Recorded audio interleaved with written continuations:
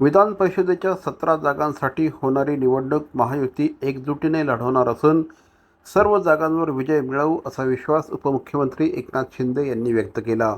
महायुतीत कोणतेही मतभेद नसून जागा वाटप सन्मानाने होईल असं त्यांनी स्पष्ट केलं. मराठा आरक्षणाबाबत सरकार संवेदनशील असून मनोज जरांगे यांच्या मागण्यांवर सकारात्मक चर्चा सुरू असल्याचं शिंदे यांनी सांगितलं.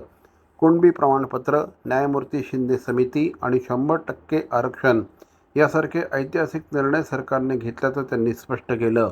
समान नागरी कायद्याबाबत बोलताना एक देश एक कायदा ही शिवसेनाप्रमुख बाळासाहेब ठाकरे यांची भूमिका असल्याचं त्यांनी स्पष्ट केलं. महाराष्ट्रातही याबाबत सकारात्मक विचार होईल असे संकेत त्यांनी दिले. जागा वाटप सन्मानाने होईल. महायुतीमध्ये कुठलेही मतभेद नाहीत आणि महायुती एकजुटीने 17 जागा लढवेल आणि 17 जिंकेल हा विश्वास मराठा समाजाला आतापर्यंत जे कुणबी प्रमाणपत्र मिळत नव्हते ते लाखो कुणबी प्रमाणपत्र देण्याचा निर्णय घेतला. जस्टिस शिंदे कमिटी आम्ही नेमली, त्यांनी ते कुणबी प्रमाणपत्र नोंदी शोधल्या.